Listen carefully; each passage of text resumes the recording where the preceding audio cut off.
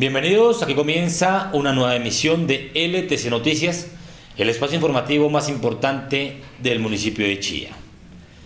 El día de hoy damos continuidad a lo que fue el segundo Foro Internacional de Movilidad Chía 2018, evento organizado por la Administración Municipal de Chía y la Secretaría de Tránsito y Transporte. El día de hoy veremos las exposiciones de Carlos Iván Moya, miembro del Ministerio de Transporte y Telecomunicaciones de Chile, y de Sandra Larrota, especialista de movilidad del vecino país de Ecuador.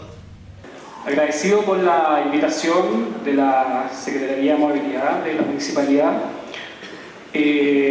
Mi segunda vez aquí en Colombia, había pasado un tiempo y siempre es agradable venir a este país, digamos, por la amabilidad de las personas. Tenemos un muy buen recuerdo.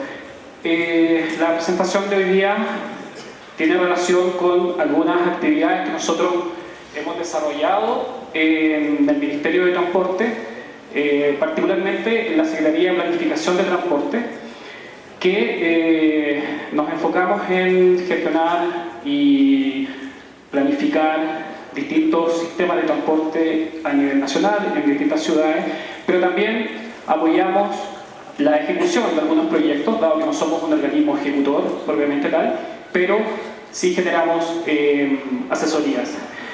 La presentación son varias diapositivas, voy a pasar algunas probablemente un poco más rápido por la extensión, pero nos vamos a enfocar en algunos casos que nosotros hemos tenido recientemente en Santiago. El contenido de la presentación es muy breve, digamos, vamos a presentar un poco la oficina donde me desempeño, que es la Secretaría de Planificación de Transporte. Vamos a mencionar algunos aspectos de seguridad vial en la planificación de infraestructura, algunos aspectos de seguridad en el diseño de la infraestructura, mencionar algunas experiencias de seguridad aplicadas y enfocadas en infraestructura vial, y algunos desafíos que sin duda tenemos presentes y que también son compartidos por lo que he visto en las presentaciones anteriores con lo que está ocurriendo también aquí. ¿Qué es Sectra? Bueno, nosotros pertenecemos al Ministerio de Transporte y Telecomunicaciones, esa es la estructura del Ministerio. Nosotros estamos ubicados, a ver si puedo...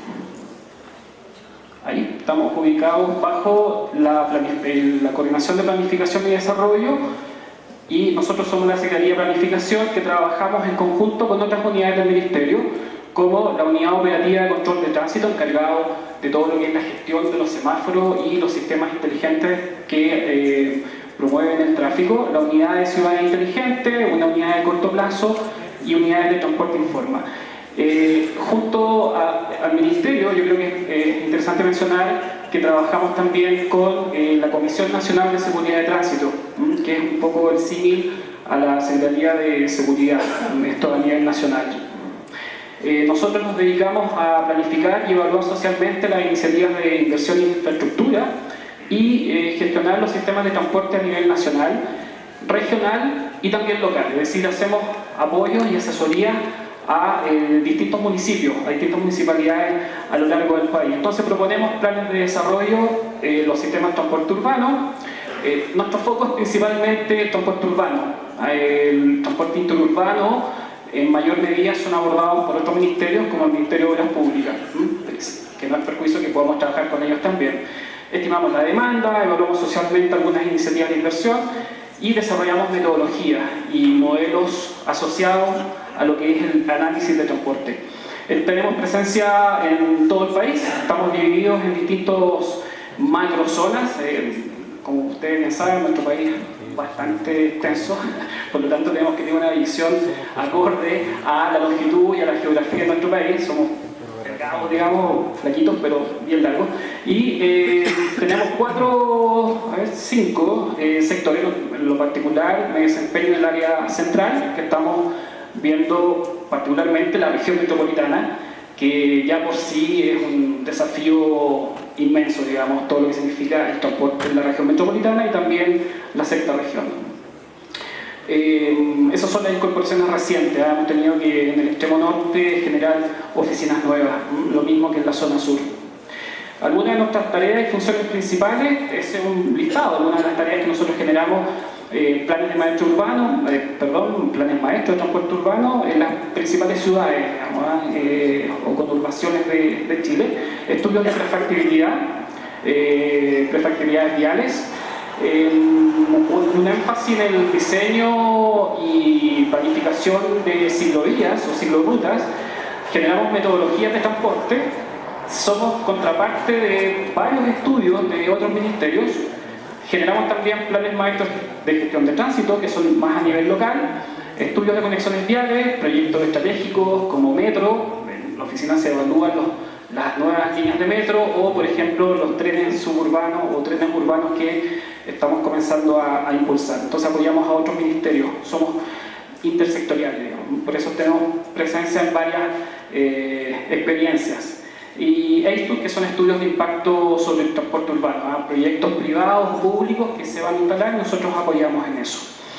Eso es un ejemplo, digamos, de los planes de maestro de transporte urbano, que son enfocados a ciudades de tamaño medio, es decir, sobre 70.000 habitantes. Generamos diagnósticos y lo importante es que se genere una cartera de proyectos de infraestructura. Entonces, en estas etapas nosotros ya podemos ir incorporando aspectos, por ejemplo, condiciones de seguridad en la planificación de estos proyectos. Hay otro conjunto de proyectos que son de gestión de tránsito, que son más enfocados a áreas locales. Esto lo trabajamos fuertemente con municipalidades. Entonces ahí hay un ejemplo, algunas de las medidas que nosotros apoyamos, que son semaforizaciones, rediseños, gestiones de transporte público, estacionamiento, pistas solo buses, ciclovía, seguridad y facilidad peatonal. Últimamente nos hemos enfocado bastante en proyectos con énfasis peatonal. Generamos prefactibilidades también, que son dentro del Sistema Nacional de Inversiones. Nosotros estamos en la parte de preinversión, es decir, antes del diseño de ingeniería nosotros generamos las prefactibilidades y nosotros tenemos el Sistema Nacional de Inversiones que nos exige determinar rentabilidad social. Los recursos son escasos dentro del Estado, por lo tanto tenemos que certificar que los proyectos son rentables socialmente, y hay un umbral mínimo de una tasa de rentabilidad que actualmente está en 6%. Entonces tenemos que demostrar que los proyectos son rentables. Y generamos los proyectos de diseño a nivel de anteproyecto, es decir, listo para que pasen a nivel de ingeniería. Por lo tanto, es súper importante en esta fase incorporar todos los elementos de diseño y de seguridad, de tal modo que después la ingeniería únicamente los precise en los costos y el nivel que se requiere. Otras funciones que son no tan conocidas probablemente, nosotros tenemos un énfasis en participación ciudadana para los proyectos, hacemos asesorías y capacitaciones diversas, apoyamos el desarrollo de políticas nacionales, planes maestros de infraestructura y transporte público, en Santiago principalmente, pero últimamente en regiones.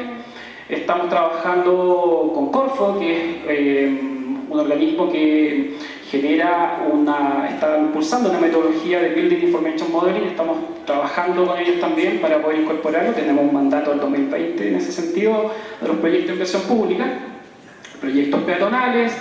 Tenemos un área recientemente creada de Big Data en el transporte, que tenemos algunas experiencias interesantes como para ir trabajando. Y últimamente también muy enfocado en accesibilidad universal, dado que tenemos una ley, lo vamos a ver enseguida. Algunos aspectos en la planificación, bueno, algunas cifras. La tasa de motorización, como pueden ver ahí, la evolución del parque vehicular desde comienzo del 2000 ha crecido de manera importante. Todos nuestros estudios de pronósticos, de planificación de 15 a 20 años, la verdad es que no hacen más que reforzar esa tendencia. Y esto obviamente conlleva distintos problemas, digamos, de congestión, pero también de seguridad. Ahí está la estadística de los fallecidos, los siniestros de accidentes. Estas son las fuentes de la Comisión Nacional de Seguridad de Tránsito, que bordea, digamos, entre los 1.500 y 1.700 fallecidos por año, lo cual es una cifra que no nos deja tranquilos y la verdad es que nos tiene bastante preocupados, pero también ocupados. Solo el año 2017, nosotros en el país somos más de 18 millones de habitantes, se generaron casi 1.500 fallecidos el año 2017, y la primera causa de muerte de niños entre 1 y 14 años y jóvenes. Y más del 50% de los fallecidos son usuarios vulnerables. Me llama la cifra que veía anteriormente. Nosotros todavía no tenemos una participación importante de motocicletas, pero sí la estamos viendo que va aumentando. Por lo tanto, yo creo que vamos a aprender bastante y de lo que ustedes pueden hacer en ese sentido, porque a nosotros nos va a tocar próximamente. Y tenemos más de 5 millones de vehículos, digamos, un parque que va creciendo. Esta es una estadística respecto a los fallecidos según tipo de usuario, como mencionaba recientemente, peatón, motocicleta y bicicleta. Más de la mitad de los fallecidos en el rango 2012-2016. Por lo tanto, las medidas tienen que ir enfocadas en este tipo de usuarios, digamos, los usuarios más vulnerables. Recientemente nosotros generamos una encuesta origen-destino en Santiago. Se generan aproximadamente 18 millones de viajes en un día laboral, de los cuales 34%, más de 6 millones, son viajes a pie, digamos, caminata. Que es una cifra que sigue siendo interesante, ha bajado un poco respecto a la encuesta anterior, que fue el año 2002, pasamos encuestas cada 10 años. Y el transporte público se mantiene en orden del 30% y el transporte privado 28%. Pero la caminata es importante, y lo otro que nos interesó resultado es el 4% de los viajes en bicicleta, que ya creo que a esta altura supera el millón de viajes probablemente. Esto es una encuesta del año 2012 que ha venido con bastante fuerza. Dentro del marco normativo nos interesa hacer mención como contexto general. Nosotros tenemos una ordenanza que nos clasifica las vías desde el punto de vista de la jerarquía. Tenemos vías que son de ámbito metropolitano, intercomunales, que son las vías expresas, las vías troncales. Ahí están especificadas las distintas velocidades de diseño a las cuales estas vías tienen que ser enfocadas, y otro conjunto de vías que son vías de carácter más comunal y que pasan a ser tuición y administración de la municipalidad, digamos, de los municipios, como son las vías colectores de servicios. Si se dan cuenta, son velocidades de diseño menores. En general, nuestros proyectos y la mayor cantidad de problemas que nosotros tenemos son las vías troncales. Creo que ahí se ve un poco la imagen de la región de Santiago, del Gran Santiago, digamos, que agrupa cerca de 32 comunas, y en rojo se ve lo que son los sistemas expresos, conformados por autopistas urbanas. Nosotros tenemos autopistas dentro de la ciudad, que son las autopistas urbanas, bajo el modelo de concesiones, y ya llevamos un buen tiempo trabajando con ese modelo, y esas vías se diseñan entre 80 y 100 km por hora. La gracia es que esas vías, o los objetivos, que están segregadas, la idea es que tengan una fluidez completa y no tengan detenciones. No así en el caso de las vías troncales, que son las de color verde. Esa trama vial de color verde, la mayoría de las vías troncales, que es donde se produce la principal actividad urbana. Y esas vías están normadas para una velocidad de diseño entre 50 km por hora y 80. Por lo tanto, esos proyectos obviamente son nuestro objetivo principal. Esas vías que son troncales y donde se genera la mayor cantidad de actividad urbana. Solo para recordar, asociado a la imagen anterior, la región metropolitana son más de 7 millones de habitantes. Si se acuerda el número del total de Chile, son un poco más de 18 millones. Por lo tanto, somos bastante los que estamos viviendo en la región metropolitana, el 40%, y todos los años va aumentando ese número. Y dentro de lo que es la región metropolitana, se alcanza a ver el límite, ¿verdad?, de la región metropolitana, que son bastante cobertura, digamos, espacial. No alcanzamos a tener costa, somos absolutamente mediterráneos, estamos ahí entre dos cordones cordilleranos. Hay un área más urbana, que es el área específica, que son 32 comunas, que son un poco más de 5 millones de habitantes, que son las comunas que están acá, que están ubicadas en ese sector. Alrededor hay otras comunas que son comunas más rurales, digamos, lo que es el sector periurbano. Pero nuestro foco principal es de estas 32 comunas, que bueno, 5 millones de habitantes es bastante, y además la administración, digamos, de estas 32 comunas a veces es compleja. Por eso destacaba y me llama la atención esta coordinación que están haciendo acá entre 22 municipios, que es un desarrollo bastante interesante, porque facilita bastante los trabajos, sobre todo cuando son a nivel central. Tenemos dentro de la planificación actualmente el año 2017 una política nacional de seguridad de tránsito basada en estos 5 pilares. El segundo pilar tiene relación con las vías y movilidad más seguras, que es medidas enfocadas a lo que es infraestructura vial. Y hay otros pilares relacionados con vehículos más seguros, con respuesta a los siniestros de tránsito. Significa que la política es bien reciente, hay una actualización. Nosotros teníamos una política del año 93. Se había pasado bastante tiempo y había mucho que actualizar. Tuvo un proceso participativo, la verdad es que fue una experiencia bastante interesante. Lo que estamos haciendo ahora, lo vamos a ver más adelante, es comenzar a trabajar en las medidas más específicas asociadas a esta política.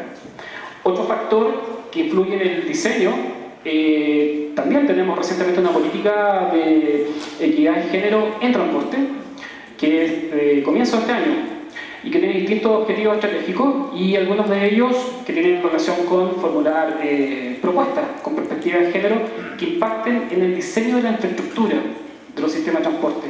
Y aquí también tenemos un trabajo de participación y también buscar medidas más específicas para poder adelantar en la fase de diseño los ajustes que se requieren con la perspectiva de género en transporte. Finalmente, mencionar que como región metropolitana existe una estrategia, la estrategia de resiliencia, y que se denomina así, Santiago Humano Resiliente. Ahí se alcanza a ver la cordillera de fondo que tenemos todavía ahí a la vista, ¿cierto? En invierno algunos días que son con smog y no se alcanza a ver. Pero esta política, esta estrategia, perdón, tiene un pilar de movilidad, que también se va articulando con las otras políticas anteriores. Este es el marco general en términos de planificación con el cual nosotros nos movemos y que nos va dando las pautas. Dentro del aspecto más específico del diseño, ahora bajando una escala dentro del desarrollo de la fase de los proyectos, se tienen algunas documentación técnica, que es apoyo al diseño de vial urbano principalmente, que pertenecen algunos al Ministerio de Vivienda, pero que son trabajados multisectorialmente, que es el Manual de Recomendaciones para el Diseño de Elementos de Infraestructura Vial Urbana, y otro documento que es el Manual de Evaluación Social de Proyectos de Vial Urbana, que lo desarrollamos en conjunto con el Ministerio de Desarrollo Social, que es el ministerio que está a cargo del Sistema Nacional de Inversiones. Y recientemente hemos comenzado a trabajar con un documento, también del Ministerio de Vivienda, pero trabajado multisectorialmente, que es Vialidad Ciclo-Inclusiva. Documentación de aspectos de diseño y también constructivos. Este es el formato solamente del manual de diseño, el cual nos vino a cambiar el estándar con el cual nosotros generábamos las soluciones de ciclovías hasta hace algunos años, y eso ha permitido, digamos, hacer modificaciones. Dentro de este proceso de composición, en la etapa de diseño, lo interesante es que nosotros generamos calzadas vehiculares, aceras, facilidades peatonales, transporte público y ciclista. Todas estas variables, al momento de proponer la solución, tienen que ser enfocadas con al menos 4 aspectos que están presentes, que es equilibrio e integración, reconociendo a todos los usuarios de la vía, el criterio de seguridad vial permanente desde el comienzo del desarrollo de la infraestructura y los aspectos de accesibilidad universal, que actualmente es ley. Por ejemplo, hay una calle en el centro de Santiago que se llama Rosas, que uno ve cierto desequilibrio, ¿verdad? En el sentido que hay un borde que es muy activo en términos de actividad de comercio, pero que es el que tiene la menor oferta en términos de franja de caminata. Nosotros le llamamos la acera o la vereda también, la vereda que tiene una denominación distinta, o andén, me parece que es el término. Y comparado con lo que son los ciclistas y los vehículos. La idea es componer de manera integral, que haya un equilibrio reparto. Muchas gracias. Entonces, dentro de estos procesos de composición, la idea también es generar criterios urbanos, que son principios básicos para estos proyectos, e incorporarlos desde un comienzo, es decir, aspectos urbanos del proceso de diseño. Hay un ejemplo de un nudo que hoy día está con la ingeniería ya terminada y próximamente a licitarse la construcción, pero lo transformó en un hito urbano. Este es un lugar importante, la avenida Bernardo Higgins, que era la Alameda, uno de los ejes principales de Santiago, y este es un punto de inicio, el sector poniente. La idea es transformarlo en un proyecto también urbano de calidad y enfocado con énfasis también en aspectos peatonales. No dejar a un lado los aspectos funcionales en términos de continuidad en los circuitos peatonales. Tenemos casos obviamente que no fueron previstas las facilidades de cruce de los peatones. El ejemplo a la derecha son autopistas urbanas, que obviamente peatones tampoco deberían circular por ahí, pero hay una necesidad tal vez de conectividad. Entonces, ¿cómo el diseñador tiene que resolver eso y anteponerse a esas situaciones? Y lo mismo con algunos aspectos espaciales, cuando se genera infraestructura elevada. Esta es una porción del metro de Santiago que va en viaducto de manera elevada, actualmente se construye más bien soterrado, pero claro, quedan espacios residuales, y esos espacios residuales también tienen algunos aspectos de inseguridad, no solo vial, sino también de inseguridad ciudadana. El manual de cicloinclusividad vino a cambiar el estándar de desarrollo de los proyectos de ciclovía, del diseño.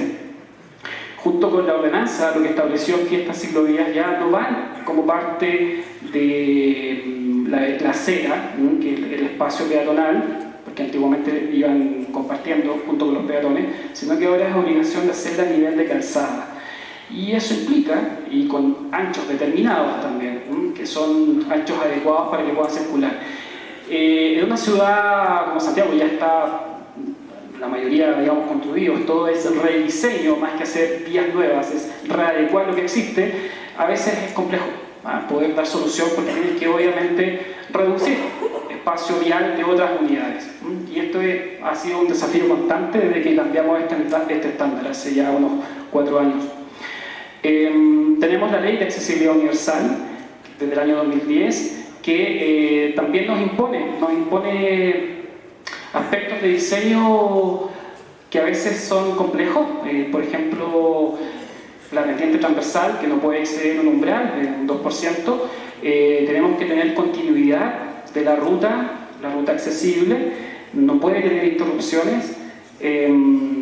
Ahí tenemos el ejemplo, la ruta mínima accesible para nosotros está establecido 1,20 m, que tiene que estar despejada de todo tipo de obstáculo, y también en altura, 2,10 m. No puede haber interrupciones en altura. Y esto significa poder diseñar probablemente con anchos mayores los espacios peatonales. Si se fijan, ahí hay unos ejemplos que son infraestructura anterior y más antigua, donde obviamente aquí la Ley de Accesibilidad Universal, la ruta accesible no cumple, está obstruida por elementos de apoyo que van dentro del espacio público, postaciones eléctricas, semáforos, luminarias, en fin. Lo mismo para el acceso de algunas medianas y sectores con vallas peatonales que quedan muy reducidos. La verdad es que a partir de ahora los diseños desde un comienzo tienen que considerar este factor, y así como la ciclovía era un factor en términos de hacerlo en calzada con un ancho determinado, esta otra variable también viene a modificar los diseños. Y esto también genera una componente de seguridad importante, porque los usuarios con movilidad reducida obviamente se van a ver favorecidos y pasan a ser visibles de la etapa del diseño, que muchas veces no son considerados, priman otros modos. Algunas experiencias dentro de Santiago, en la comuna de Santiago, en la municipalidad de Santiago, hace algunos años atrás generó un interesante plan, tuvo apoyo también en parte del Ministerio de Transporte, porque son vías también que circula el transporte público y nosotros regulamos también esas vías. Por lo tanto, aquí hubo un proceso de rediseño de varias de estas vías, donde se dio prioridad al peatón y se quitó espacio al auto, derechamente, lo cual a veces no es muy bienvenido, digamos, pero la verdad es que tuvo apoyo luego del proceso de construcción. Hay un ejemplo, digamos, sectores que tenían 3 pistas para vehículos, se redujo a una pista ancha, que es por donde circula el transporte público. Esto en pleno centro histórico de Santiago, donde hay una componente todavía importante de transporte privado y transporte público. Aunque tienen también sectores peatonales, pero aún el transporte motorizado es importante. Hay un ejemplo, una de las calles que es Compañía, Merced, que a mayo de 2015 tenía 3 pistas y a enero de 2016, después de la remodelación, quedó solo una pista ancha, que es por donde circula el transporte público, y solo se dejó con prioridad para el transporte público. Esto está monitoreado con cámaras que obviamente infraccionan de manera remota a los vehículos particulares. Pueden andar no más allá de 2 cámaras. Después de 2 cámaras viene la infracción y después llega ahí a la casa por correo. Y las aceras se ampliaron. Hay otra visión respecto a esto. El mismo eje, el otro sector, que se reduce la capacidad de la vía, en este caso el paradero, que se eleva el andén para dar facilidades de acceso a los usuarios al sistema de transporte público, y las aceras, digamos, aumentan en tamaño. Entonces, también se niveló lo que es la altura de la calzada con la acera. Por lo tanto, los peatones no tienen que bajar a la calzada, sino que está todo nivelado, lo cual obviamente favorece el desplazamiento peatonal e invita a que da cierto énfasis. Y en las esquinas, en la imagen de la derecha, se ve cómo era el cruce antes, y en la izquierda se aumentó. Obviamente sacando espacio de los autos, el espacio de acumulación en la esquina. Justo al lado hay un colegio, el Liceo 1, que es uno de los colegios importantes dentro del centro de Santiago, y obviamente ahí genera una cantidad de peatones interesante. La idea era facilitar el espacio de acumulación para los peatones y obviamente mayor visibilidad de los vehículos. Esta experiencia entonces ha sido bastante exitosa, ha tenido buena recepción. Además hay un plan de ciclovías que va de la mano con este proyecto. Como ven, las ciclovías con este estándar que van en calzada, segregada de los vehículos particulares mediante algunos elementos segregadores, ancho mínimo de 2,40 metros cuando son bidireccionales y ancho mínimo de 1,80 metros cuando son en un solo sentido. Y algunos elementos de apoyo, por ejemplo las esquinas para poder apoyar el pie mientras están esperando el semáforo. Obviamente los semáforos fueron adaptados y tienen lámparas específicas para los usuarios. Junto con esto, aquí mencionar una experiencia en Calle Bandera, que también dentro del centro de Santiago, así era antes de una intervención urbana, que aquí lo interesante es que fue una intervención financiada por un privado, que es el banco que está ahí, que se ve, el Banco Español que está ahí, financió todo lo que es la intervención urbana y pasaba transporte público, vehículos particulares, carga-descarga. La verdad es que era una vía con mucha actividad motorizada, de vehículos motorizados, y también peatonal, muy fuerte. Todavía estamos en el centro de Santiago. Y esto fue convertido en un paseo peatonal, el Paseo Bandera. Este es un muralista muy famoso chileno que intervino la vía completa en todas las cuadras, y por eso está visto en perspectiva, porque tiene una imagen de arriba que es interesante, y se generó un paseo peatonal completo. Inicialmente fue una experiencia temporal. La idea era ver, aprovechando la construcción del metro que está pasando por el centro de Santiago, nuevas líneas, era ocupar durante 6 meses este espacio para entregarlo a uso peatonal. La verdad es que tuvo tanto éxito que hubo que pedir después autorización, permiso al Ministerio de Transporte, porque antiguamente pasaba transporte público y tuvimos que desviarlo a otras vías, porque la verdad es que la recepción de las personas fue increíble. Se hicieron parte del espacio. Obviamente hay equipamiento, hay elementos de descanso, hay espacio para dejar la bicicleta, se hacen actividades artísticas, en fin, la verdad es que ha sido una experiencia muy interesante. Junto con eso, mencionar otra experiencia que es la línea 0 de metro, que son estacionamientos en la red de línea de metros, custodiados por la empresa de metro. Está en 4 etapas. Nosotros tenemos una red de metro de un poco más de 100 kilómetros, que actualmente sigue en expansión, y esto va a ir escalando por distintas estaciones. ¿Cuál es nuestro apoyo a la empresa Metro? La Metro es una empresa pública. Es generar condiciones de conectividad hacia estos puntos de estacionamiento de bicicletas que están resguardados mediante facilidades peatonales y ciclovías que vayan conectando. Por lo tanto, dentro de un radio de acción en torno a las estaciones de metro, La idea es ir generando sectores, infraestructura segura para la integración modal, como ciclovías, zonas 30 y mejoramiento de veredas y también iluminación, que es un aspecto importante. Para ir terminando, ¿cuáles son los desafíos que nosotros de la Oficina de Planificación de Transporte podemos seguir haciendo? Es apoyar lo que es la generación de proyectos a nivel de preinversión con énfasis en aspectos peatonales. Estamos trabajando también algunos planes de mejoramiento peatonal en ciudades como Valparaíso, que tiene una geografía particular porque tiene una zona de cerros muy fuerte y ahí se ven los distintos conectores hacia la zona de cerros.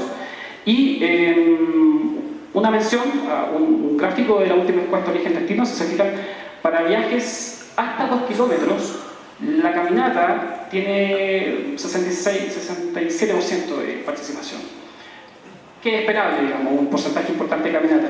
Pero lo que nos llamó la atención es que 14% de auto, partición modal con viajes hasta 2 kilómetros, lo cual nos llamó la atención y nos genera un desafío de reducir o cambiar esos viajes, ese 14% de viajes de auto hasta 2 kilómetros hacia bicicleta y caminata, a través de proyectos de incentivo. Seguir trabajando fuertemente en los aspectos de accesibilidad universal. Tenemos distintas mesas de trabajo, estamos incorporando en los estudios un plano y una memoria de accesibilidad en el espacio público que tiene que ser entregada como parte del diseño y capacitaciones asociadas. Desde el punto de vista metodológico, hemos desarrollado y seguimos trabajando en metodologías de evaluación social, de reducción de accidentes urbanos, también interurbanos y evaluaciones sociales de proyectos peatonales también. La ley la ley de convivencia de modo, que recientemente se aprobó, también es un desafío y estamos trabajando en eso, que redujo la velocidad máxima de 60 km/h en zona urbana a 50, luego de un trámite legal, y determina condiciones de seguridad y de gestión para las ciclovías y también promociona zonas de tránsito calmado. Y otro desafío importante, hace muy poco se generó un acuerdo nacional por la seguridad de tránsito, luego de las últimas fiestas patrias que tuvimos este año, en septiembre. La verdad es que el porcentaje de fallecidos aumentó bastante y esto generó un acuerdo y obviamente un trabajo en ese sentido con distintas mesas de trabajo. Estamos en eso, tenemos 3 meses para generar propuestas concretas. Y obviamente esa meta es la que nos va a motivar.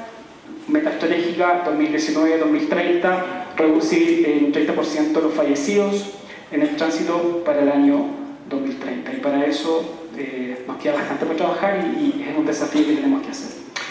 Muchas gracias por su atención. Bueno, buenas tardes. Primero, gracias a la Alcaldía de Chía, a la Secretaría de Movilidad por la invitación. Ha sido para mí muy interesante ver las diferentes perspectivas de los otros expositores y ver cómo en realidad todos los puntos de vista se complementan. Entonces, primero, quisiera hablar un poco de cómo se aborda la seguridad vial tradicionalmente y quisiera también retomar un poco la historia de cómo fue la llegada de los automóviles, cómo fue esta redistribución del espacio público, digamos primero en las ciudades de Estados Unidos, Canadá, y quiero dar algunos ejemplos ya específicos de urbanismo táctico, como mencionaron antes, que también los están utilizando acá, acerca de la infraestructura temporal, y finalmente quiero finalizar con las tácticas de quiénes son los agentes que pueden, digamos, participar en todo este proceso. Yo vivo en Ecuador, pero no les vengo a hablar de Ecuador. Les vengo a hablar de experiencias en Dinamarca, en Holanda y en España, que es donde he vivido en los últimos 3 años. Entonces, primero, como mi background es de ingeniería industrial, les quiero mostrar esta jerarquía de control de peligros que se maneja en las industrias. Esto comenzó en la industria minera. Entonces, para eliminar los peligros, digamos que las medidas más efectivas son las que se encuentran arriba, y la más efectiva es eliminar físicamente el peligro, sustituir el peligro como segunda medida, luego aislar a las personas del peligro, y luego dentro de las menos efectivas es la educación y proteger a las personas. Entonces, digamos, poniendo un ejemplo de la industria, se me ocurría un camión de llenado de gasolina. Esto es un ejemplo de la vida real. Tenían un problema porque llenaban el carro de gasolina por la parte de arriba. Entonces los trabajadores tenían que subirse al camión y llenar el tanque de gasolina, y el peligro era que se cayeran. De hecho, algunos trabajadores estaban cayendo. Una de las medidas que adoptaron fue hacer controles de ingeniería y poner barandas para que los trabajadores no se cayeran. Sin embargo, y los educaron para que en todo el protocolo las personas tuvieran que tenerse de la baranda y hacer el llenado. Sin embargo, no fue una manera muy eficiente de hacer las cosas y seguían ocurriendo incidentes. También le pusieron arneses a las personas, a los trabajadores, para que si se cayeran no se pegaran contra el suelo, pero lo que pasaba era que se pegaban contra el carro tanque. Entonces, se tomaron estas tres primeras medidas, pero ninguna realmente logró, pues digamos, disminuir. Sí disminuyeron los incidentes, pero no los eliminaron. Finalmente decidieron poner la toma el llenado de combustible por la parte de abajo. Y esta sí fue una medida exitosa en donde realmente se logró eliminar el peligro de que se cayeran los trabajadores. ¿Por qué uso esta matriz? Aquí vemos algunos ejemplos que utilizamos actualmente para la seguridad vial. Este primero se encontraría aquí, proteger a los ciclistas, en este caso, con material protectivo. Esta sería la educación, y este sería, por ejemplo, controles de ingeniería para aislar a las personas del peligro. Y aunque son medidas necesarias, me pregunto qué tantas medidas estamos tomando en estos primeros dos eslabones. Algunas presentaciones ya han retomado algunos, como de hacer separación de carriles para intentar eliminar el peligro, pero digamos estas situaciones las seguimos viviendo en donde los peatones sobre todo siguen expuestos. Mi presentación se basa más que todo en peatones y ciclistas, entonces abordo a estas dos. Entonces, a veces es difícil imaginarnos otra realidad, ¿no? Pero a veces podemos mirar también la historia. Esta plaza que vemos acá atrás, no sé si alguien la reconoce, es la Plaza de San Agustín en Bogotá en 1910. Entonces, veamos cómo realmente podría ser el centro de una ciudad europea de hoy. En 1910, cuando los autos llegaron a Estados Unidos, se percibían como una amenaza para la seguridad y para la vida urbana diaria. Inclusive los jueces estaban apoyando a la ciudadanía en estas posturas favorables.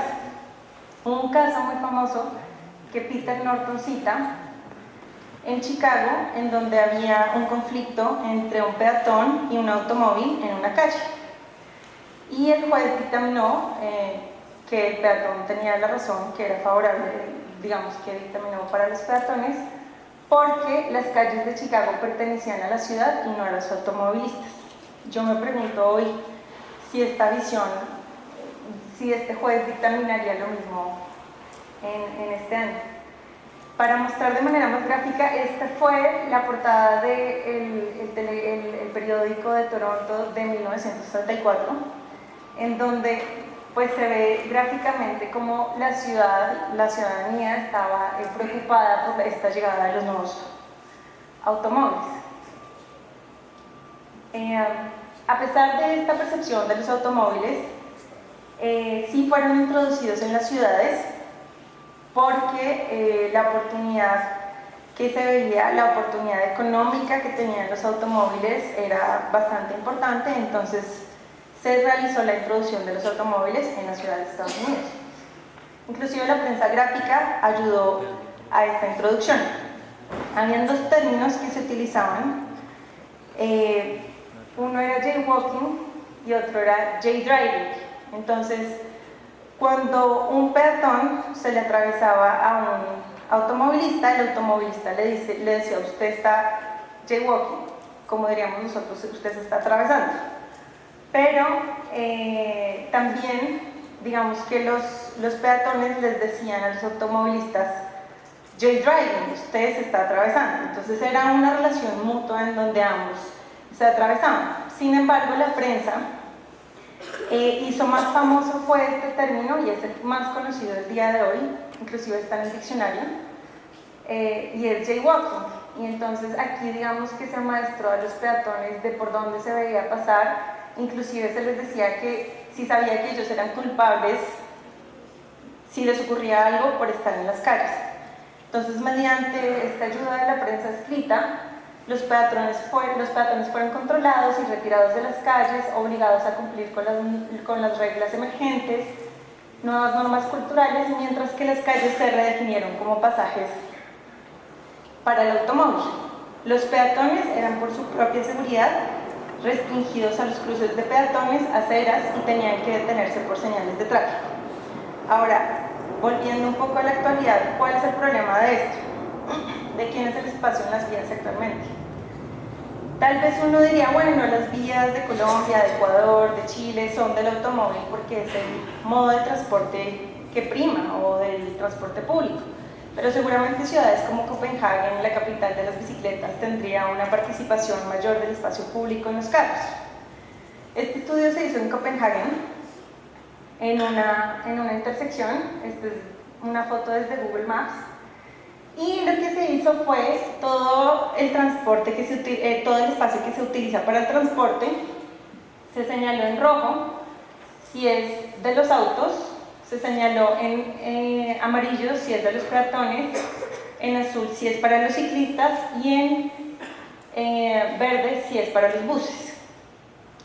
Entonces, en una ciudad en donde el 62% de los viajes se hace en bicicletas, solo el 7% del espacio está dedicado a los carriles bicicleta. Entonces, realmente el problema que afrontamos hoy es que el espacio de tránsito, independientemente de cuál sea el medio de transporte, está más enfocado hacia los autos, que en Copenhague, en esta intersección, es más del 60%. Inclusive, el 12% se utiliza para parqueadero y el 7% para carriles bici. El espacio público, entonces, al tener que utilizar un automóvil, y digamos que si le damos el mayor espacio a los automóviles, quiere decir que el mayor espacio que tenemos en las ciudades para tránsito es privatizado, es de gente que tiene el poder económico de comprar automóviles. Esta ocupación espacial transformó a las ciudades en un lugar de tránsito, por eso pongo este muñequito caminando, corriendo, porque ya no vemos como veíamos la plaza de San Agustín, en donde las personas están conversando, sino que se vuelven lugares de paso, relegando a los peatones a buscar contacto social en sus casas o en centros comerciales, en cafés, y la ciudad pierde su rol como un lugar para encontrarse. Inclusive hay una discusión de si esto está haciendo que nosotros como ciudadanos perdamos nuestras conversaciones políticas en las calles y nos esté haciendo un poco apolíticos. El tráfico y la invasión del comercio ha llevado casi imperceptiblemente a la violación de uno de los derechos humanos más fundamentales, que es la libertad de movimiento. Ahora, ¿por qué es importante entender la historia? ¿Por qué es importante entender que esto no siempre fue así? Porque el poder también reside en las ideas que damos por sentadas, en las actividades diarias que hacemos y en los discursos dominantes que se convierten en verdades aceptadas.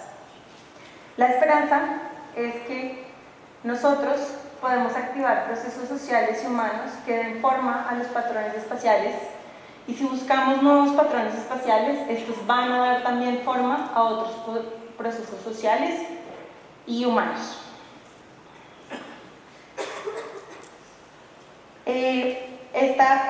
Digamos que el poder transformador de las ideas, quería que se imaginaran un poco también cómo a veces nosotros mismos abordamos a las bicicletas. A veces tendemos a manejar, digamos, la infraestructura para las bicicletas como si fuera la misma infraestructura de los autos. Imagínense, por ejemplo, digamos, un cruce en donde tenemos autos que vienen de todas las vías. Entonces es un cruce de doble vía. ¿Qué pasa si todos los semáforos se vuelven en verde en un momento? Seguramente tendríamos muchos choques, ¿no? Pues en Holanda, este es uno de los sistemas que se utiliza para que las bicicletas pasen más eficientemente. Se ponen todos los semáforos en verde al mismo tiempo de las bicicletas. Y estas tienen el poder, porque digamos que se pueden conectar visualmente y la bicicleta es casi como si fuera un peatón corriendo, tienen el poder de esquivarse y es una de las maneras más eficientes. Entonces también esto de damos por sentadas las actividades diarias, también quiere decir que a veces en la planificación estamos tan acostumbrados para planificar para el auto que planificamos de la misma manera para los peatones y para los ciclistas. Entonces tenemos que también comenzar a pensar en planificar para peatones y ciclistas. Finalmente, entonces, no se trata solo de proteger con cascos a los más vulnerables, se trata de repensar la ciudadanía, cambiar el paradigma de pensar en solo proteger a nuestros actores más vulnerables y enfocarnos también en los orígenes de los problemas. Y digo solo porque es importante también estas primeras medidas, es importante que el trabajador tuviera el arnés, es importante tal vez colocarle barandas, pero tenemos que saber que no van a ser las soluciones definitivas que nos reduzcan drásticamente los incidentes. Ahora quiero dar un ejemplo de, esta imagen me gusta mucho, porque por aquí seguramente nos gastamos mucho dinero construyendo esto, pero en realidad los ciudadanos prefieren usar esta vía. y es también cómo hacemos para diseñar por este camino, cómo hacemos para escuchar a la ciudadanía. A veces cuando yo veo a un ciclista que no está usando la infraestructura, digo, tal vez es una buena idea de infraestructura, por dónde está yendo. Estos son algunos ejemplos de urbanismo táctico. Esta, por ejemplo, es cerrar uno de los caminos para que los niños pudieran jugar. Aquí es una comunidad que se reunió y dijo, bueno, ¿cómo vamos a hacer nuestra mejor cuadra? ¿Qué pasa si sacamos sillas? Y un ejemplo muy famoso, la ciclovía que comenzó hace bastantes años en Bogotá, algo parecido a lo que nos mostraba César en Chile y bueno, el niño en Nueva York. ¿Qué es el urbanismo táctico? Es una acción a corto plazo para la revitalización de la comunidad a largo plazo. De esto no nos podemos olvidar, que las acciones de corto plazo son para construir un largo plazo. Si dibujamos una ciclovía de pronto con nuestras propias manos, es un inicio, no se puede quedar así por siempre, es un inicio pensando en el largo plazo. Son intervenciones escalables de bajo costo que informan la inversión a largo plazo, utilizado por diferentes grupos, combina un proceso de desarrollo abierto con la creatividad desatada por la interacción social.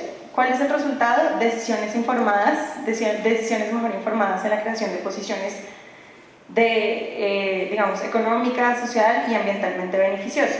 Entonces, a mí me gustan mucho estas intervenciones porque a veces cuando se va a construir una nueva infraestructura siempre queda la duda de ¿la hacemos o no? Entonces es ¿por qué no la hacemos temporalmente? Vemos que funciona y vemos que no también. Esta es, digamos, como las tres claves que me gusta resaltar. Tiene que ser temporal y como involucramos a los ciudadanos no se van a involucrar en un proyecto de 5 años, sino tiene que ser algo rápido, en donde ellos vean resultados rápidos. Y les dejo algunas iniciativas que se hacen, digamos, a nivel mundial. Y ahora quisiera la pregunta de quiénes. Y pongo este dibujo porque tenemos un sistema en la mitad que digamos que es la inseguridad en las vías. Para cambiar este sistema necesitamos dos panes. Necesitamos el pan de arriba y necesitamos el pan de abajo. El pan de arriba es voluntad política, es un movimiento global como el movimiento de cambio climático, y el pan de abajo es la sociedad civil, los activistas. Y sin estas dos fuerzas que empujen no podemos derrocar este sistema de la mitad. Además que el pan de arriba se cambia cada 4 años, entonces también necesitamos un pan de abajo que sea permanente en la historia. Y para demostrar esto, entonces, del urbanismo táctico, aquí vemos cuáles son los diferentes tipos de tácticas que se usan, cuáles son las tácticas sancionadas y las no sancionadas por la ley, y cuáles son algunos actores que pueden hacer, digamos, estas tácticas. Aquí arriba están los alcaldes, el gobierno, por aquí están los activistas, las comunidades, y en la mitad, digamos, que estarían las tiendas locales, las ONGs. Y fíjense que, por ejemplo, una de las más sancionadas es cerrar una calle, y normalmente esta iniciativa la toma el gobierno. Sé que aquí en Chía hicieron para el 31 de octubre un cerramiento de una calle para que los niños pudieran jugar. Este sería un ejemplo de una Open Street. Abrieron la calle para que las personas puedan jugar, y fíjense que este urbanismo táctico no se tiene que utilizar no solo por el gobierno ni solo por los activistas, sino es una combinación de diferentes tácticas que pueden utilizar diferentes actores. Obviamente en las Open Streets sería súper bueno involucrar a los activistas, pero digamos que sí se necesita cierta legalidad para hacer estas tácticas. Voy a hablar ahora entonces de un modelo de Barcelona que ya tiene algunos años, seguramente por acá lo conocerán mejor los amigos de España, pero es un modelo que ha funcionado muy bien porque no requiere mucha inversión para hacerlo. Este es el modelo actual. Las vías rojas es la red básica de tráfico, y vemos cómo, digamos, todos los autos pasan por acá, el tráfico pesado, y digamos que es una malla que podría ser hasta cierta forma parecida a la de Bogotá, que es cuadriculada. Lo que hicieron fue una super manzana, en vez de hacerla una, hicieron 9 manzanas, las unieron, y el tráfico pesado pasa solo por los alrededores, y hay prioridad para los peatones en toda esta zona. Y también digamos que los ciclistas y los autos que realmente accesan acá son los residentes vehiculares, los de emergencia, pero digamos que hay una prioridad para peatones. ¿Cómo hicieron esto? Simplemente cambiaron el sentido de las calles. Tenemos aquí la red básica, y lo que hicieron fue, ok, si yo quiero ir de este punto a este punto, me conviene más ir por acá, porque si me voy por acá, me devuelvo. Si cojo esta, me devuelvo.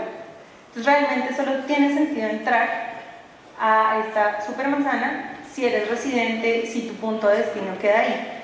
¿Eso qué hace? Que realmente se reduce mucho el tráfico al interior de la manzana, y además hay una ley que reduce el tráfico de 10 kilómetros por hora. Entonces yo me quiero meter por acá, va a ser lento, no voy a llegar a mi destino, entonces mejor me voy por afuera. Ahora, aquí quedaron los espacios libres. Tenemos ahora unos espacios libres que no sabemos qué hacer con esos espacios. ¿Qué hacemos? Llamamos a los diseñadores urbanos, le preguntamos al gobierno, a ellos se les ocurrió preguntarles.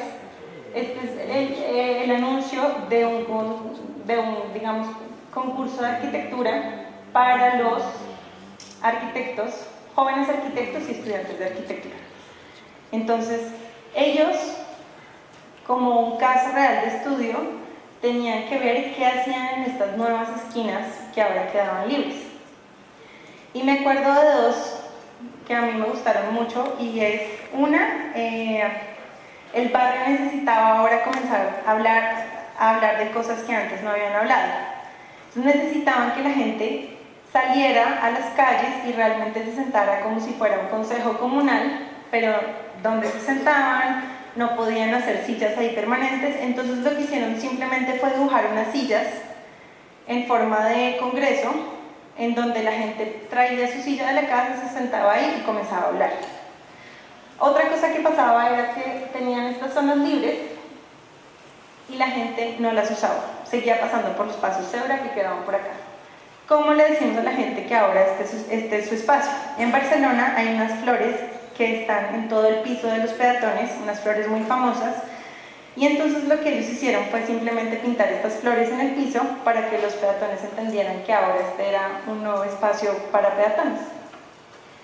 Me gustó, es muy relacionado con lo que decía el alcalde Leonardo esta mañana de es necesario sentarnos todos en una misma mesa, pero todo se refiere también, por ejemplo, a la academia. Es digamos, a los activistas, y esa fusión de activistas, academia, gobierno ha funcionado muy bien en algunos casos. Por último, Este es el caso de Holanda, en donde en 1971 tenían más de 400 muertes de niños al año. Para el 2010 tienen 14. ¿Cómo fue esta protesta? Una persona que trabajaba en la prensa, su hijo fue atropellado y se dio cuenta que había muchas muertes de niños en Holanda. Los niños salieron a protestar. Aquí vemos a los niños haciendo carteles de ayuda y a los niños yendo a hablar con los gobernantes. Entonces, fue una construcción que involucró inclusive desde el nivel más bajo, y toda la ciudadanía dijo, bueno, pues si ellos salen, nosotros también tenemos que salir. Y esta imagen me gusta mucho porque ellos en ese momento pintaron unos ciclocarriles que creían que debían ir en esa zona, y son los ciclocarriles que actualmente están en Holanda. Muchos de ellos fueron pintados por los activistas antes y ahora son mejorados, tienen una tecnología, carriles rojos para que uno monte suave, pero digamos que la idea de dónde poner los ciclocarriles proviene de ellos. Y desde aquí todos los ciclistas se juntaron, ya llevan más de 40 años luchando por cada vez mejorar los carriles en Holanda. Entonces, este sería el pan de abajo que ha mantenido el cambio en Holanda, que a veces, muchas veces uno se imagina que el cambio vino únicamente del pan de arriba, y fue el conjunto de las dos cosas. Me impacta mucho porque creo que soy de la generación del automóvil y pienso en todo lo que usted expone y toca como repensarse mucho para poder como evolucionar. También me parece que el progreso puede ser importante y tenemos que adaptarnos a las tecnologías, y pues, la tecnología del carro puede que haya sido un poquito agresiva al principio, pero pues desconocer el carro y su importancia en el día de hoy es complicado. Yo veo el tema de las bicicletas y peatones y todo muy bien a nivel de centros urbanos, pero difícilmente en ciudades, metrópolis como esta de 10 millones de habitantes, donde ¿qué hacemos sin carro? Lo dicho, inclusive la restricción del pico y placa, uno ve que la clase media y trabajadora baja está usando el carro para su sustento, y decir que no pase, no lo use, volvamos a lo antiguo, me motiva y me inquieta demasiado. No sé cómo compaginarlo. Yo creo que hay que también, en ese sentido, buscar cuál es el punto medio, el equilibrio, como todo, ¿no? Cuál es la forma de compaginar las cosas. Yo no sé si usted ha pensado más en eso, o por la lado muy centrada en algo que es muy interesante, creo que nos cuestiona, pero que me hace poco viable en un mundo tan acelerado y donde las dinámicas son tan complicadas. Entonces, ¿cómo compaginar esa vida? Yo me imagino, por ejemplo, ir las tertulias políticas en la 15 o en la 100 o en la autopista, ¿no? De hecho, ya en el mundo de hoy las tertulias políticas son cerradas, son en clubes, son en ambientes como este. Entonces no sé cómo compaginar un poquito eso, y lo digo muy francamente, sintiéndome cuestionado por el asunto, porque yo sí digo honestamente, soy cultura automovilística 100%. Entonces, ¿cómo compaginar el mundo de la tecnología, el avance, el carro, el vehículo, lo que eso significa con lo que usted propone? Bueno, yo creo que es un poco también poner el diseño que hemos enfocado hacia los autos, digamos, comenzar a pensar en qué estamos utilizando nuestro espacio, ¿no? Porque es un recurso importante, y de pronto pensar, por lo menos darle la opción a los ciclistas y a los peatones de que sea un modo de transporte, porque digamos, pensando en las estadísticas de seguridad vial, mi papá inclusive me dice, ay, sufre porque yo me voy en la bicicleta. Entonces realmente creo que sí es por lo menos darle la opción a las personas de que escojan, ¿no? O sea, el auto puede ser muy conveniente, inclusive para las familias con muchos niños es una opción, digamos, muy conveniente, pero creo que se trata un poco también de poner con la misma facilidad el auto, la bicicleta, los peatones y el transporte público. Y hacia donde quiero ir allá es precisamente hacia allá. Se habla de un sistema, yo me lo imagino como un árbol. Entonces, el árbol idealmente sería el sistema de transporte público, el tronco. Y las hojas tendrían que ser los peatones y los ciclistas. Entonces una ciudad tan grande no puede depender totalmente de la bicicleta, sí tendría que tener este tronco, pero el problema es que el tronco sean los automóviles, porque en términos de espacio nunca va a llegar a ser tan eficiente como utilizar el transporte público. Entonces, más que una combinación entre autos y bicicletas, yo lo veo como en una combinación entre transporte público y bicicletas y peatones.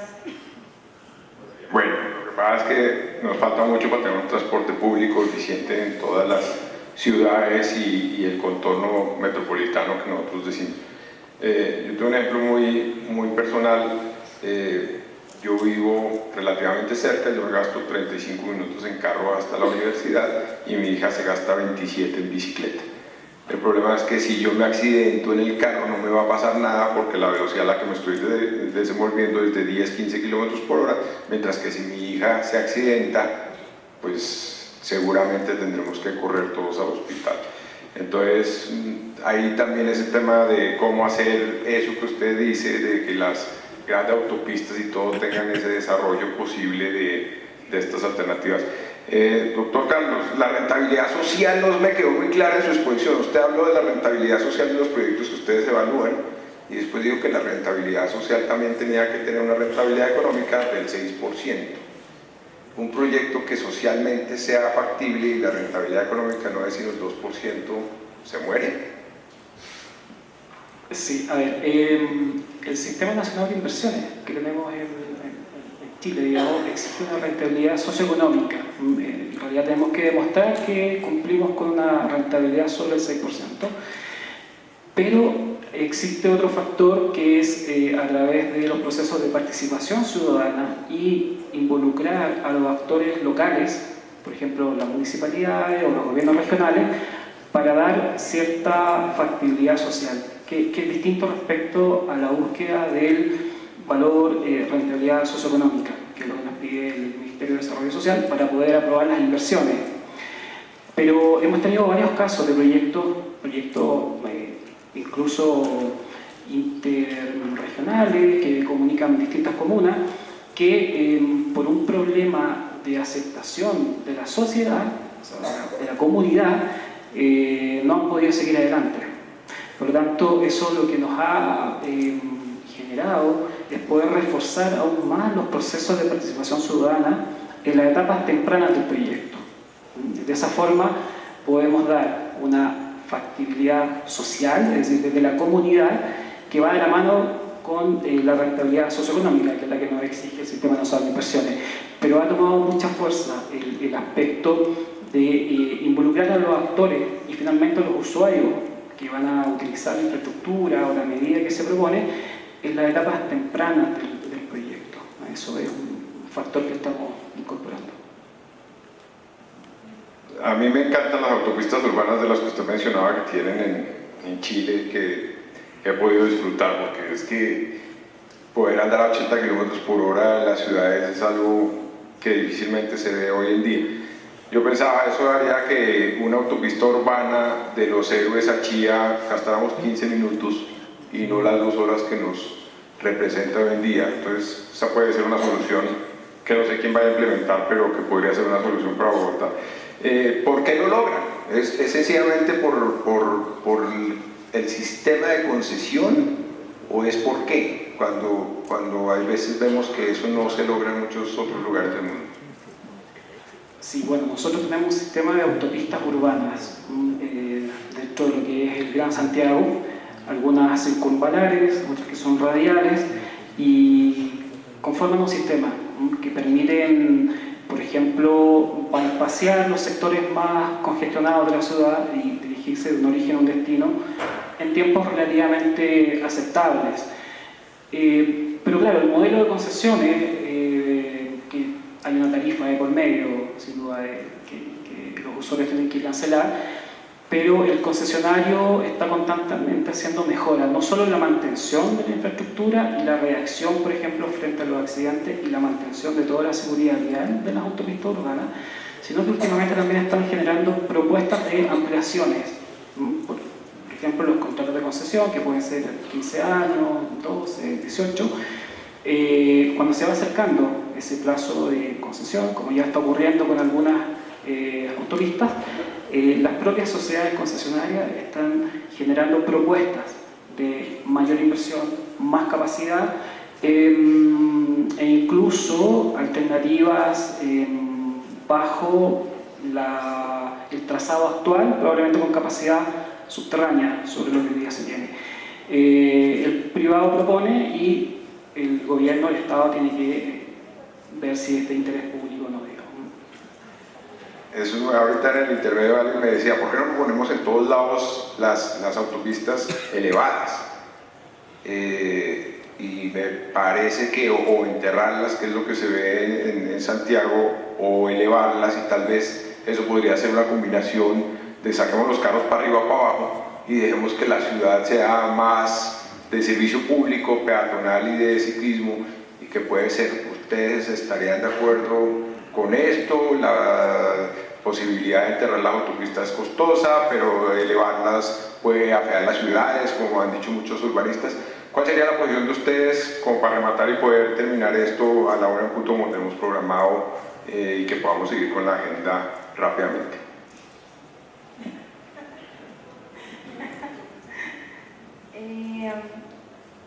Bueno, yo pensaba en algunas autopistas de China que ya tienen hasta 8 carriles, ¿no? Entonces se va agrandando la capacidad y yo creo que realmente es un tema de que igual si agrandamos la capacidad van a llegar más autos. Entonces no conozco, creo que tú mencionabas, o alguien mencionaba que el desarrollo de más capacidad de autopistas es un mejoramiento de 15 años. Entonces sí creo que es repensar, esta inversión que vamos a hacer nos va a durar 15 años, ¿vale la pena? Tal vez sí, teniendo ese tiempo, decir, en 15 años vamos a estar en esta misma situación y a lo mejor sí valga la pena por 15 años, pero creo que sí es pensar que igual se van a llenar. Sí, solo para complementar, la verdad es que se ha tratado también de establecer un trabajo de integración de distintos modos, no únicamente un solo modo en particular, como puede ser la autopista. Si bien han solucionado un problema por varios años, pero claro, hay un factor de demanda inducida que en la medida que va aumentando el periodo, digamos, pueden ir aumentando los niveles de congestión, y eso también lo hemos visto en algunos casos. Pero respecto al tipo de diseño de infraestructura, sin duda, hoy en día tenemos ciertos criterios de inserción urbana de estas infraestructuras más expresas que han hecho que tengan que ser o bien soterradas, y las eventuales que puedan ser a nivel tienen que tener ciertas condiciones. Incluso algunas últimas autopistas que van soterradas, el concesionario mejora todo el espacio que queda en superficie para proyectos de transporte público y proyectos peatonales y proyectos de ciclovías que quedan bajo la mantención, o sea, el costo de la mantención como parte del concesionario, pero a uso de usuarios que no son los de la autopista. Por tanto, ahí hemos tenido algunos ejemplos que se están construyendo hoy día en el sector oriente de Santiago, pero yo recalcaría el hecho de tener o apuntar a una integración modal, es decir, también junto con lo que es el mejoramiento del transporte público, ya sea con buses, ojalá también transporte público de otra tecnología, digamos, puede ser trenes urbanos, que también estamos tratando de avanzar en eso, y complementándose con metro. Tenemos estaciones que pueden funcionar como puntos de intercambio. De hecho, tenemos avanzando en un plan maestro de estaciones intermodales en Santiago, que tú puedas combinar vehículo, puedes tu vehículo, combinar con metro o tren, en fin, y también bicicleta o cartel módico. De una frase muy famosa y es build them and they will come. Entonces constrúyelo y ellos vendrán. Entonces si construyes vías para autos, ellos vendrán. Si construyes transporte público, si construyes vías para peatones, ellos vendrán. Entonces también pensar que lo que vayamos a construir es lo que va a reforzar también ese modo de transporte. Muy interesante. Pues muy agradecidos, muy interesante, y nos quedan las reflexiones y esperamos volverlos a ver en un futuro por acá. Muchas gracias. Bueno, muchísimas gracias a todos por su asistencia, muchísimas gracias por compartir estas experiencias magníficas que el comité organizador de este foro ha querido darle este año 2018, este segundo foro. De igual manera, para este año innovamos una categoría nueva, generamos dos concursos, uno para universidades, uno para instituciones educativas, de los cuales tenemos aquí la premiación del primer concurso, Ideas. El segundo puesto en esta categoría es para sistemas de parqueos autorizados para bicicletas de la Escuela Colombiana de Ingeniería Julio Garavito. Salomón Correa y Valentina Persona.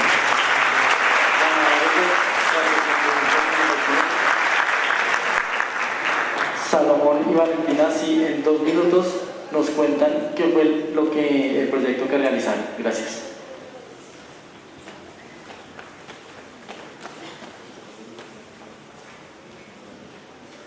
Dos minutos para que nos cuenten su proyecto.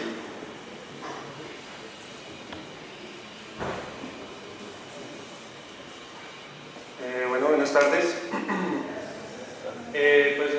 La idea que nosotros hicimos fue diseñar parqueaderos verticales en las estaciones, en los paraderos y en las estaciones de transporte masivo, donde las personas llegaran con sus bicicletas a los paraderos de buses, dejaran sus bicicletas ahí con un sistema de rueda de fortuna para poder subir las bicicletas al segundo piso, donde van a haber personas vigilando esto y subiéndolas.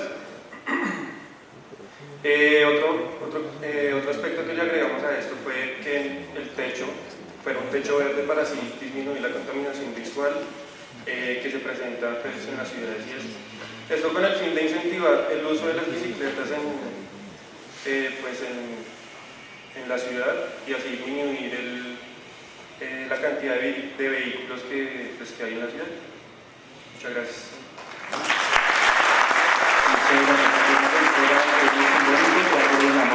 Felicitaciones.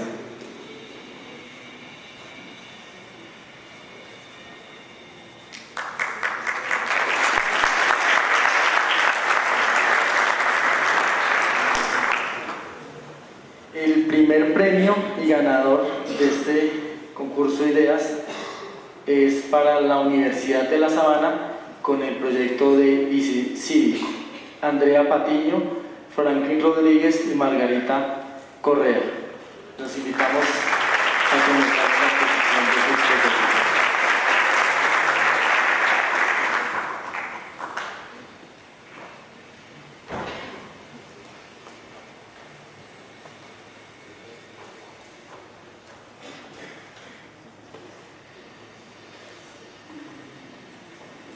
Bueno, muy buenos días. Mi nombre es Margarita Coneo, mi compañero Frank Rodríguez. Nuestro proyecto de movilidad está enfocado a dar una solución a un problema que se ha venido presentando a lo largo del tiempo.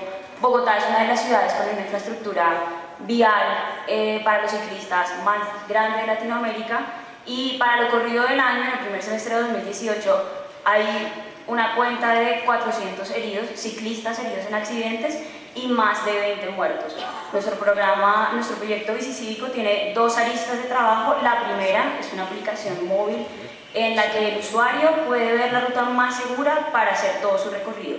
Y la segunda arista es un tag con tecnología RFID que se ubica en el casco del ciclista para incentivar el uso de esta medida de seguridad. Y además vamos a tener unos tags de receptores en semáforos y puntos claves de la ciudad que van a ir sumando puntos a medida que el ciclista va transitando por las vías que son más seguras y va pasando por estos puntos de contacto.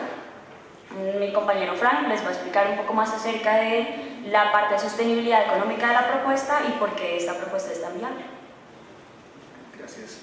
Tras un análisis de costos nos dimos cuenta que esta idea tiene muchas posibilidades en cuanto, digamos, se puede aplicar en municipios tecnológicos como lo son Chía y ciudades de gran escala como son Bogotá. Como lo mencionó mi compañera previamente, Bogotá tiene la ruta de ciclistas más grande a nivel continental con 392 kilómetros, lo que digamos que poniendo estos receptores en lugares estratégicos tales como semáforos y otros, digamos, a escala Bogotá, solamente se requieren alrededor de 310 millones para hacer que esta idea sea factible. Y a municipios tecnológicos como lo son Chía, alrededor de unos 30 millones de pesos para la fase 1 del proyecto.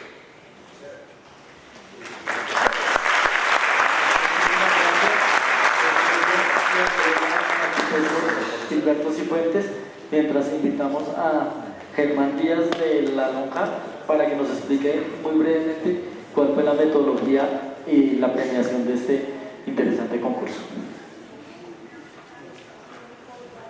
Bueno, buenos días. Primero que todo, reconocer el hecho de que presentar una idea no es fácil, exponerse a la crítica en el entendido de que hay un sinónimo crítica con que va a haber una posición negativa, no es nada fácil. Tengo que felicitaciones a los muchachos y a las muchachas y a los jóvenes estudiantes que se arriesgaron a poner su idea, y recordemos que toda idea significa el nacimiento de un posible proyecto. De modo que felicitaciones a todos sin excepción. Elaboramos una rúbrica de calificación con 5 variables que básicamente son las siguientes. Primero, el uso de tecnologías. La segunda, la innovación financiera. La tercera, la permeabilidad social de la implementación de la idea. La cuarta, la integralidad con otros modos de transporte. Y la quinta, la seguridad implícita en el planteamiento. La conjunción de esas 5 variables e hipótesis de trabajo le dimos un tratamiento por puntuación ordinal y fue la que nos permitió tener la clasificación que estamos viendo en este momento en el evento. De modo que nuevamente felicitaciones a los muchachos y, como insistimos, la idea es el nacimiento de todo proyecto. Bueno.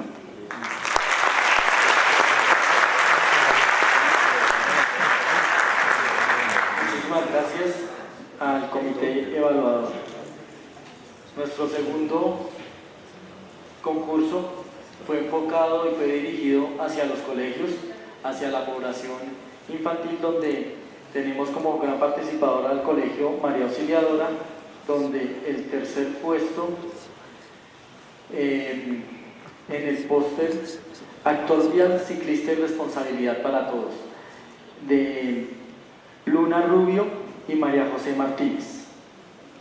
El segundo puesto, también del colegio María Auxiliadora, un póster sobre motociclistas, sobre la importancia y sobre los principios que deben tener un motociclista en la vía. Laura Castañeda, Valeria Díaz, María Galeno y Alejandra Chacón.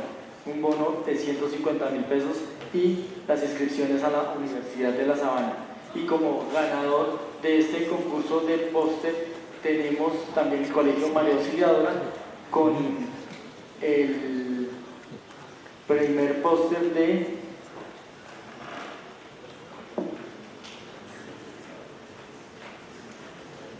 sobre una de las problemáticas que hoy más está generando accidentes de seguridad vial, con el que nos está dejando los fatales en las vías, y es sobre el respetar los límites de velocidad. Ese es el primer puesto. Entonces invitamos a las niñas, muchísimas gracias por su participación y ya les hacemos entrega de los premios.